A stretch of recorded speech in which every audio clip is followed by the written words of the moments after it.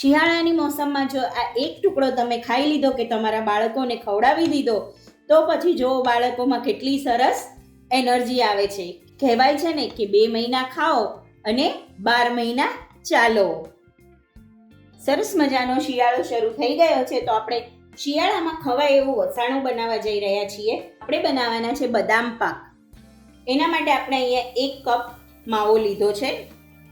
માવાને આપણે ધીમા ગેસ ઉપર શેકી લઈએ છે. તમે ચાહો તો માવાને ડાર્ક પણ શેકી શકો છો. તમે જે ઈચ્છો તો માવાને લાઈટ પણ શેકી શકો છો.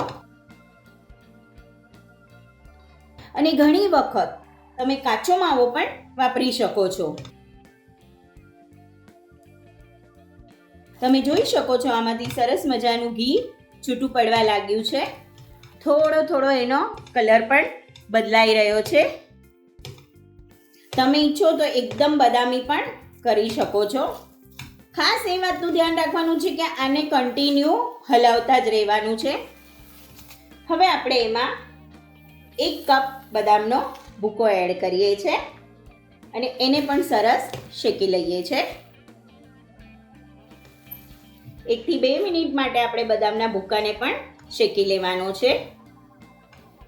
સરસ મજાનો માવો અને બદામ બંને શેકાઈ ગયા છે.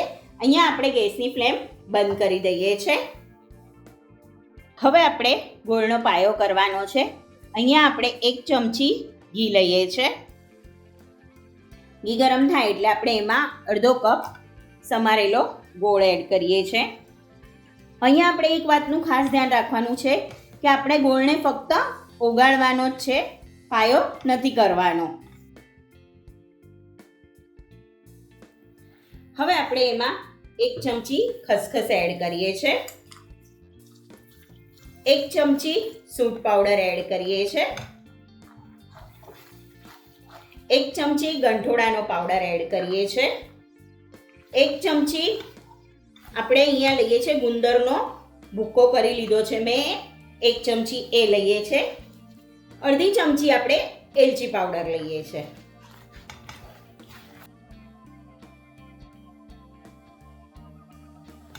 ગોળ સરસ ઓગળી ગયો છે. હવે આપણે ગેસ બંધ કરી હવે આપણે તૈયાર કરેલા બદામ અને માવાનું મિશ્રણ એમાં એડ કરી દઈએ.